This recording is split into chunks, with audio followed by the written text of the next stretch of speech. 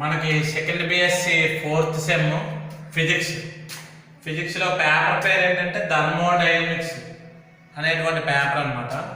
ఈ పేపర్లో మొత్తం మనకి సిలబస్లో 5 యూనిట్లు ఉన్నాయి. యూనిట్ 1 ఈ లెసన్ ఇంగ్లీష్ మీడియం తెలుగు రాశాను. Unit 2, unit 3, unit 4, unit 5.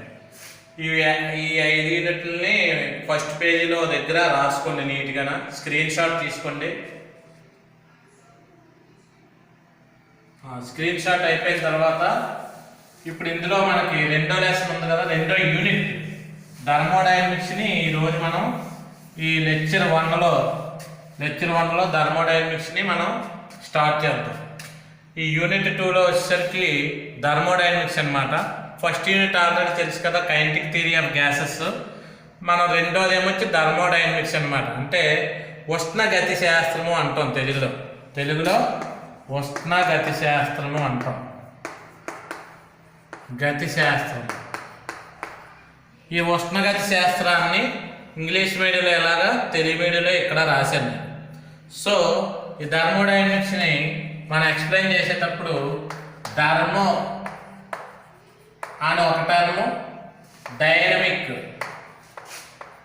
ఒక టర్మ్ కింద మనం భావించవచ్చు. థర్మో అంటే ఉష్ణం అని అర్థం, డైనమిక్ అంటే గతిక అని అర్థం. అంటే డైనమిక్ అంటే గమనము, మోషన్ అని అర్థం అనమాట. అంటే ఉష్ణము వల్ల గమనం చెందాలి అనేది దీని తాలూకు మెయిన్ ఉద్దేశం అనమాట. సో అందులో భాగంగా మనకి ఇక్కడ ఏం చేస్తుందంటే, ఉష్ణముతో గమనం చెందేటువంటివి ఏటున్నాయని మనం ఆలోచిస్తే మోటార్ వెహికల్స్ అనమాట. ట్రైన్స్ కానివ్వండి, లేకపోతే విమానాలు, ఇలాంటివన్నీ కూడా పెట్రోల్ కానీ ఇలాంటివి అన్నీ కూడా మనం వాడతాం. పెట్రోల్ వాడినప్పుడు ఏమవుతాయంటే మండుతాయి, పెట్రోల్ మండుతుంది. పెట్రోల్ మండడం వల్ల ఎక్కువ హీట్ అనేది రావడం జరుగుతుంది, ఉష్ణం వస్తుంది.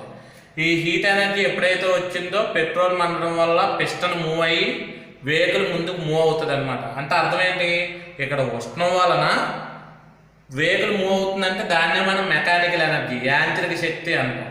కాబట్టి ఇక్కడ అందుకనే మనం ఏం రాసామంటే, it is a branch of science which deals conversion of heat energy into mechanical energy. So conversion of heat energy into mechanical energy అనేది ఇక్కడ వెరీ ఇంపార్టెంట్ అనమాట. Is called thermodynamics. So thermodynamics అంటే అర్థం ఏంటంటే, హీట్ ఎనర్జీని సింపుల్గా mechanical ఎనర్జీగా convert చేయడానికి స్టడీ చేసేటువంటి ఒక సైన్స్ని ఏమంటాం అంటే థర్మోడైనమిక్స్ అంటాం. తెలుగు మీడియంలోకి వచ్చేసరికి ఉష్ణశక్తిని యాంత్రిక శక్తిగా మారేటువంటి విషయాలను వివరించేటువంటి శాస్త్రాన్ని ఉష్ణగతిక శాస్త్రము అంటారు. ఉదాహరణకు మోటార్ వాహనాలు కానీ, విమానాలు కానీ, ఇవన్నీ కూడా ఈ ఉష్ణం వలన మాత్రమే యాంత్రిక శక్తి కింద మారుతూ ఉంటాయి అన్నమాట. సో ఆ తర్వాత మిగతా దాన్ని మనం సిస్టమ్ అంటే, ఇప్పుడు ఇందులో ముఖ్యంగా థర్మోడైనమిక్స్లో కొంత నాలెడ్జ్ మనకు అవసరం అనమాట, మిగతా క్వశ్చన్స్ అన్ని స్టడీ చేయడానికి. అందులో భాగంగా ఫస్ట్ సిస్టమ్ అనమాట. సిస్టమ్ అంటే తెలుగులో వ్యవస్థ అంటాం. సో సింపుల్గా చెప్పాలంటే సమ్ మ్యాటర్ని, అంటే ఇప్పుడు సపోజ్ ఇంత గ్యాస్ని కానీ, ఇంత పదార్థాన్ని కానీ ఒక మూసి ఉంచినటువంటి, అంటే క్లోజ్డ్గా ఉన్నటువంటి ఒక పాత్రలో కానీ ఉంచామనుకోండి, ఆ వ్యవస్థను దాన్ని ఏమంటాం అంటే సిస్టమ్ అంటాం. అయితే ఒక క్లోజ్గా ఉన్న దాంట్లో మనం పెట్టేటప్పుడు ఏం జరుగుతుందంటే, ఇప్పుడు సపోజ్ ఒక గ్యాస్ సిలిండర్ తీసుకున్నాం అనుకోండి, ఇంత సమ్ గ్యాస్ తీసుకొచ్చి ఆ గ్యాస్ సిలిండర్లో నువ్వు పెట్టాలనుకుంటే ఫస్ట్ నువ్వు ఏం చేయాలంటే కొంత ప్రెజర్ అప్లై చేయాలి. అలాగే గ్యాస్ సిలిండర్కి కొంత వాల్యూమ్ ఉంటుంది, అలాగే ఆ ఎక్కించేటప్పుడు దానికి కొంత టెంపరేచర్ ఉంటుంది. కాబట్టి సింపుల్గా చెప్పాలంటే మనం కొంత ప్రెజర్తోని, కొంత వాల్యూము, టెంపరేచర్తో ఒక సర్టెన్ అమౌంట్ ఆఫ్ సబ్స్టెన్స్ని క్లోజ్డ్ సర్ఫేస్లో కనుక బౌండ్ చేసేసినట్టయితే అలాంటి దాన్ని మనం ఏమంటామంటే సిస్టమ్ అంటాం. అదే రాసాం, ఏ definite quantity of matter bounded by some closed surface. So some closed surface అంటే మూసేయాలి అనమాట, కంపల్సరీగా మూసేయాలి. అలాంటిది ఏదైనా మూసి ఉంచినటువంటి ఒక పాత్రలో కనుక ఉంచితే ఏది సమ్ అమౌంట్ ఆఫ్ క్వాంటిటీ అనమాట, అదేదో మెటీరియల్ అవ్వచ్చు, ఏదైనా అవ్వచ్చు అనమాట. అలాంటి దాన్ని మనం ఏమంటాం అంటే సిస్టమ్ అంటాం. ఇంకా ప్రతిసారి మనం ఏం చేస్తామంటే ఐసోలేటెడ్ సిస్టమ్ అను, ఎడియాబాటిక్ సిస్టమ్ అని, ఏదో సిస్టమ్ అని మాట్లాడతాం. ఈ లెసన్ మొత్తం మీద. అంటే ఇక్కడ సిస్టము అంటే అర్థం ఏంటంటే మూసేసి ఉండాలి. అంటే గ్యాస్ సిలిండర్లో గ్యాస్ చూడండి లోపల ఉంటుంది, గ్యాస్ ఎవరికి కనబడదు, సిలిండర్ లోపల ఉంటుంది. కాబట్టి ఇప్పుడు గ్యాస్ సిలిండర్ని ఒక వ్యవస్థ అనవచ్చు, అంటే సిస్టమ్ అని అనొచ్చు అనమాట. సో తెలుగులో వ్యవస్థ అంటే కొంత పదార్థాన్ని మూసి ఉంచిన పాత్రలో ఉంచితే దాన్ని వ్యవస్థ అంటారు. ఎగ్జాంపుల్కి వచ్చేసరికి గ్యాస్ సిలిండర్లో గ్యాస్ అనమాట, గ్యాస్ సిలిండర్లో గ్యాస్ అండ్ గ్యాస్. సో ఇది సిస్టమ్ అంటే వ్యవస్థ అంటే ఇదన్నమాట. సో ఇప్పుడు ఈ పార్ట్ని దీని ముందుని థర్మోడైనమిక్స్ అంటే ఏటో రాశారు కదా, దాని కంటిన్యూషన్ ఈ పార్ట్ మీద స్క్రీన్ షాట్ తీసుకోండి. తీసుకున్నారా? ఇప్పుడు నెక్స్ట్ వచ్చేటువంటిది ఏంటంటే thermodynamic state variables. Thermodynamic state variables అంటే ఉష్ణగతిక చరరాశులు అన్నమాట. ఇందాక మీకు ఆల్రెడీ వ్యవస్థ చెప్పేటప్పుడు చెప్పాను. ఇందులో మనం ఈ క్లోజ్డ్గా ఉండేటువంటి బౌండెడ్ దాంట్లో ఉండేటప్పుడు కొంత ప్రెజరు, కొంత వాల్యూము, కొంత టెంపరేచర్ అనేది ఉంటుందని ఇందాక మీకు ఆల్రెడీ చెప్పడం జరిగింది. సో అందుచేతన ఇందులోకి వచ్చేసరికి కొంత ప్రెజర్ కానీ, కొంత వాల్యూమ్ కానీ, కొంత టెంపరేచర్ కానీ అవసరం అయ్యాయి. అంటే ఇక్కడ ప్రెజర్ కానీ, వాల్యూమ్ కానీ, టెంపరేచర్ కానీ ఈ మూడింటిని మనం ఏమన్నా చెప్పంటే థర్మోడైనమిక్ స్టేట్ వేరియబుల్స్ అంటాం. కాబట్టి ఇక్కడ చూడండి, collection of very large number of molecules of matter which are so arranged that these possess certain values of PVT is called thermodynamic state variables అన్నమాట. సో ఇక్కడ మీరు జాగ్రత్త చూస్తే మీకు ఏమైంది, కొంత ప్రెజరు, కొంత వాల్యూము, కొంత టెంపరేచర్తో పాటు లార్జ్ కలెక్షన్ అన్నమాట. Collection of very large number of molecules, చాలా ఎక్కువ క్వాంటిటీ ఉన్నటువంటి మాలిక్యూల్ని తీసుకొచ్చి కలెక్ట్ చేసి certain pressure, certain volume, certain టెంపరేచర్లో ఏదైనా ఒక క్లోజ్డ్ పాత్రలో కానీ మనం ఉంచేసాం అనుకోండి, అలా ఉంచడానికి ఏంటంటే అవసరమయ్యే ఒక ప్రెజరు, వాల్యూము, టెంపరేచర్ ఇలా కొన్ని వేరియబుల్స్ అవసరం అవుతాయి కదా. ఆ అవసరమైనటువంటి ఆ వేరియబుల్స్ ఏవైతే ఉన్నాయో వాటిని ఏమనొచ్చు అంటే థర్మోడైనమిక్ స్టేట్ వేరియబుల్స్ అంటారు, అంటే ఉష్ణగతిక చరరాశులు అంటారు. మరి తెలుగు మీడియం చూసినట్టయితే అత్యధిక సంఖ్యలో అణువులు ఒక వ్యవస్థలో, చెప్పాం కదా అక్కడ వ్యవస్థ అంటేనే మూసి ఉండాలి అని అర్థం. ఇందాక చెప్పినప్పుడు మూసి ఉండాలి అని అర్థం. ఒక వ్యవస్థలో కొంత పీడనము, ఘన పరిమాణము, ఉష్ణోగ్రతను కలిగి ఉంటాయి. అంటే ఒక వ్యవస్థ అంటే పీడనం ఉంటుంది, ఘన పరిమాణం ఉంటుంది, ఉష్ణోగ్రత ఉంటుంది. ఈ పివి మరియు టీలనే ఉష్ణగతిక చరరాశులు అంటారన్నమాట. ఆదర్శ వాయు విషయంలోని వీటికి సంబంధించి పీవీటీల మధ్య సంబంధించి సమీకరణాన్ని PV=nRT అని మనం ఆల్రెడీ ఇంటర్మీడియట్లో ఆదర్శ వాయు సమీకరణాన్ని రాబట్టాం. సో తెలుగు మీడియంలో ఆదర్శ వాయువు అంటాం, ఇంగ్లీష్ మీడియంలో వచ్చేసరికి ఐడియల్ గ్యాస్ అంటాం. So for ideal gas equation వచ్చేసరికి PV= ఐడియల్ గ్యాస్ ఈక్వేషన్ అంటుంది.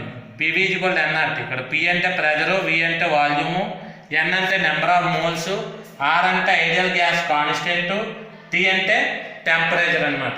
కాబట్టి ఇక్కడ ముఖ్యంగా అయితే నెక్స్ట్ వచ్చేటువంటి టాపిక్ ఇది ఎలాగ థర్మోడైనమిక్స్. కాబట్టి ఇందులో ఫస్ట్ హీట్, ఉష్ణం అంటే ఏంటో చూడాలి. హీట్ అంటాం ఇంగ్లీష్లో, తెలుగులో ఉష్ణము క్యూతో చూపిస్తాం, కొన్ని సందర్భాల్లో DQతో కూడా అంటారన్నమాట. కాబట్టి ఇక్కడ heat is a form of energy. అంటే హీట్ అనేది అంటే ఉష్ణం అనేది ఒక శక్తి స్వరూపం అనమాట, ఒక ఎనర్జీ అనమాట. Heat is a form of energy. Heat transfer from hot body to cold body అనమాట. సో ఇక్కడ ఫ్రమ్ రెండు హీట్ ట్రాన్స్ఫార్మ్ సరిపోయింది. Transform from hot body to cold body అనమాట.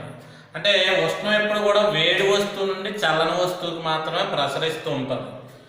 అంటే తెలుగు మీడియంలోకి వచ్చేసరికి ఉష్ణం అనేది ఒక శక్తి స్వరూపం. ఉష్ణం ఎల్లప్పుడు వేడి వస్తువు నుండి చల్లని వస్తువుకి ప్రసరించును. ఇది ఉష్ణం తాలూకు నిర్వచనం. ఉష్ణాన ఫార్ములా మీకు 10th క్లాస్లో కానీ ఇంటర్లో కానీ ఉంటుంది. dQ = ms dt.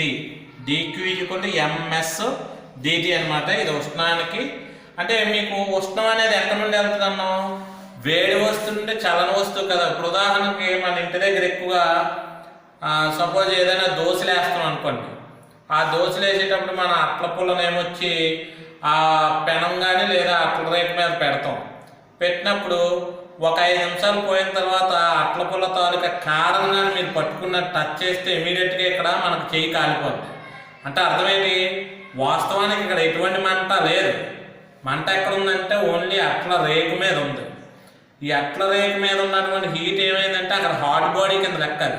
Hot body నుండి ఇక్కడ చల్లగా ఉంది కాబట్టి ఇలా హీట్ ట్రాన్స్ఫర్ అవుతూ ఈ చివరికి వచ్చేస్తుంది. అందుకే మనం ఎలా పట్టుకునే వెంటనే మనకి ఏమవుతుందంటే కాలిపోద్ది అనమాట.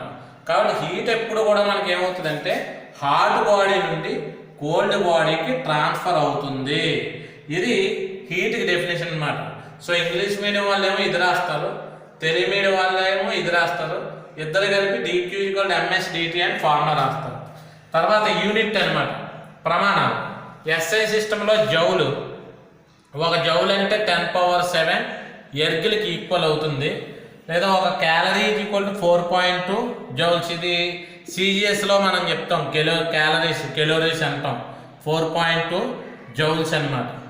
సో ఇది హీట్కి సంబంధించినటువంటి టాపిక్. ఇదంతా మనకి పరిజ్ఞానం అవసరం అనమాట. నెక్స్ట్ వచ్చేసరికి ఏంటంటే టెంపరేచర్. టెంపరేచర్ అంటే తెలుగులో ఉష్ణోగ్రత.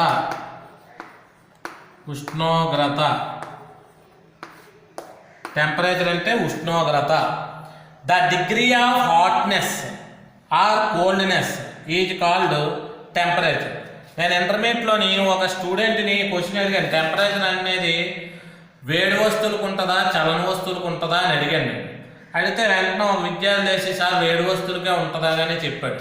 అంటే మన అందరికీ వాడుకలో భాష ఏంటంటే ఉష్ణోగ్రత అంటే వేడిగా ఉంటేనే ఉష్ణోగ్రత అనే భావనలో మనం అందరం ఉంటాం చాలామంది, కొద్దిగా చిన్నపిల్లలాటలు అయితే ఉష్ణోగ్రత అనేది వేడి వస్తువులకి ఉంటుంది, చల్లని వస్తువులకు కూడా ఉంటుంది. సో దాన్ని మనం జాగ్రత్తగా చూసుకోవాలి. కాబట్టి అందుకని ఇక్కడ మెన్షన్ చేసాం ద డిగ్రీ ఆఫ్ హాట్నెస్ అంటే వేడి తీవ్రత ఏదైతే ఉందో దాన్ని కానీ, ఆర్ కోల్డ్నెస్ చల్లని తీవ్రతను కానీ ఏదైతే తెలియజేస్తుందో, ఏ ఫిజికల్ క్వాంటిటీ అయితే తెలియజేస్తుందో దాన్నే మనం ఏమంటాం టెంపరేచర్ అంటాం. సో SI యూనిట్ వచ్చేసరికి కెల్విన్. CGSలో అయితే ఒక్కొక్క దాంట్లో ఒక్కొక్క యూనిట్స్ ఉన్నాయి. మనకు మెడికల్లో ఎక్కువ ఫారెన్హీట్ వాడతాం. అలా అట్మాస్ఫియర్ న్యూస్ ఛానల్లో ఇలాంటి వాళ్ళు వాటి చూసేటప్పుడు డిగ్రీ సెంటిగ్రేడ్లో చెప్తారు. ల్యాబొరేటరీస్ కానీ లేదా ఫిజికల్ ప్రాబ్లమ్స్ అన్నీ చేసేటప్పుడేమో కెల్విన్స్లో చూపిస్తారనమాట. కాబట్టి చల్లని వస్తువు తీవ్రతను కానీ వేడి వస్తువు తీవ్రతను కానీ తెలియజేసేటువంటి భౌతిక రాశిని ఉష్ణోగ్రత అంటారనమాట. కాబట్టి the degree of hotness or coolness is called temperature. Unit మాత్రం కెల్విన్. కెల్విన్ డిగ్రీలోకి రిలేషన్ ఎలా ఉంటుందంటే T కెల్విన్స్ రావాలనుకోండి, T డిగ్రీ సెంటిగ్రేడ్ ప్లస్ 273 అనమాట. ఎగ్జాంపుల్ మీకు అర్థం అవడానికి నా దగ్గర 27 డిగ్రీలు ఉన్నాయనుకోండి, 27 డిగ్రీలు అంటే T అంతా 27. నాకు కెల్విన్లో తెలియాలనుకోండి, అప్పుడు 27 ఇక్కడ వేసుకొని 273 కలిపితే 300 అవుతుంది. అంటే కెల్విన్లో ఎంతకి ఈక్వల్ అవుతుంది అంటే 300 కెల్విన్స్ అని అర్థం అనమాట. అర్థమైందండి? ఇది ఉష్ణము. నెక్స్ట్ ఏమొచ్చి ఉష్ణోగ్రత. నెక్స్ట్ టాపిక్ వచ్చేసరికి జీరోత్ లా ఆఫ్ థర్మోడైనమిక్స్ గురించి మనం చూద్దాం. ఇప్పుడు zeroth law of thermodynamics Telugu మీడియంలో ఉష్ణగతి శాస్త్ర శూన్యాంశ నియమం అనమాట. So zeroth law of thermodynamics ఈ లా చెప్పే ముందు సింపుల్గా ఒక దీన్ని ఎక్స్ప్లెయిన్ చేస్తాం.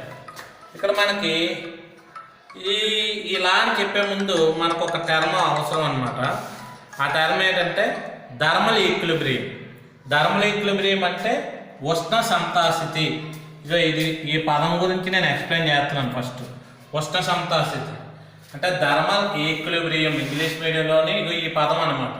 ఇంగ్లీష్లో ఇది, తెలుగులో ఇది. ఈ పదాన్ని మీకు ఎక్స్ప్లెయిన్ చేస్తున్నాను.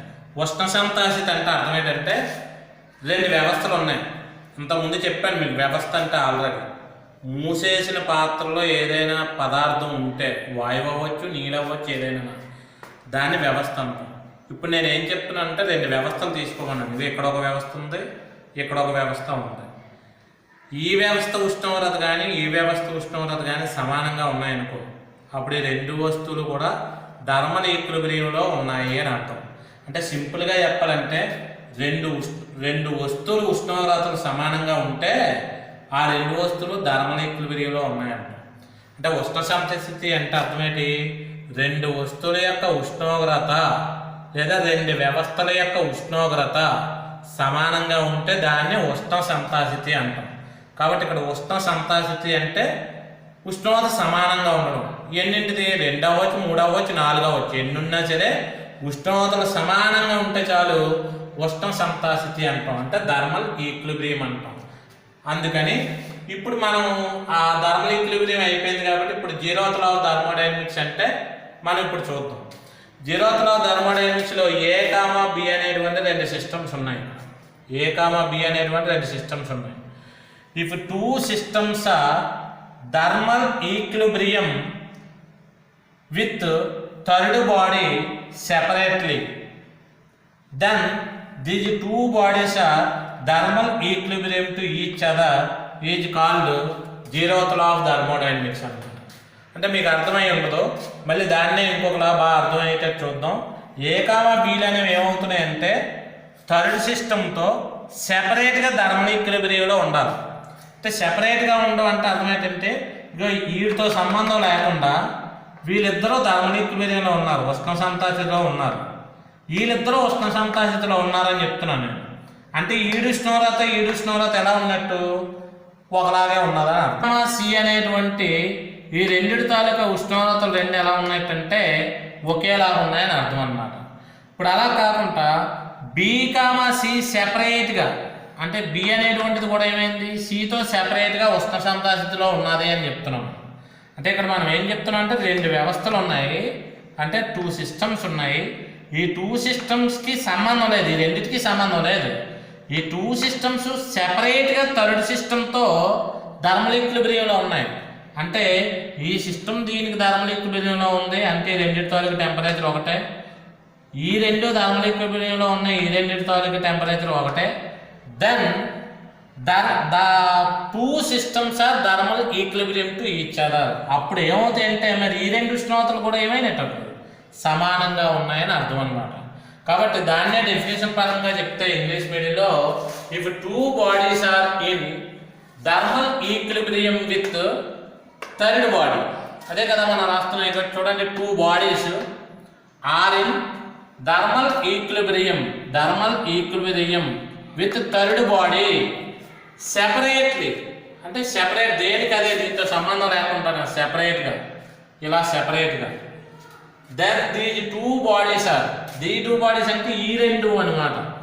దీంతో ఇది దీంతో ఉన్నప్పుడు ఈ రెండు కూడా థర్మల్ ఈక్విలిబ్రియంలో ఉన్నాయన్నమాట. So are in thermal equilibrium with each other. దీన్నే మనం ఏమంటాం అంటే జీరోత్ లా ఆఫ్ థర్మోడైనమిక్స్ అంటాం. కాబట్టి is called zeroth law of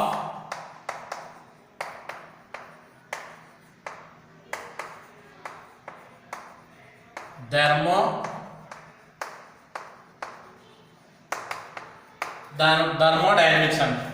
కాబట్టి ఇంపార్టెన్స్ ఏంటంటే this laws explain about temperature. ఇది ఉష్ణోగ్రతను బాగా ఎక్స్ప్లెయిన్ చేస్తుంది. కాబట్టి if 2 bodies are in thermal equilibrium with third body separately, then these 2 bodies are in thermal equilibrium with each other is called zeroth law of thermodynamics. Importance this law explain about temperature. ఇది zeroth law of thermodynamics అన్నమాట. ఉష్ణగతి శాస్త్ర శూన్యాంశ నియమం తెలుగులోకి వచ్చేసరికి A, B అనేటువంటి రెండు వ్యవస్థలు వేరువేరుగా C అనే మరొక వ్యవస్థతో ఉష్ణ సమస్థితిలో ఉన్నాయనుకోండి. A, B అనేవి C అనేటువంటి వేరే వ్యవస్థతో మరొక వ్యవస్థతో ఉష్ణ సమస్థితిలో వేరువేరుగా ఉన్నాయన్నమాట. అప్పుడు AB రెండు కూడా ఏమవుతాయంటే ఉష్ణ సమస్థితిలో ఉంటాయి. దీన్నే ఉష్ణగతి శాస్త్ర శూన్యాంశ నియమం అంటారు. ఈ నియమం అనేది ఉష్ణోగ్రతను వివరిస్తుంది. సో మీరు దీని నోట్స్ని ఒకసారి స్క్రీన్ షాట్ తీసుకోండి. అందరూ కూడా ఇంగ్లీష్ మీడియం ఈ పార్ట్ తీసుకోండి, తెలుగు మీడియం వాళ్ళేమో ఆ పార్ట్ తీసుకొని నీట్గా ఉంచండి.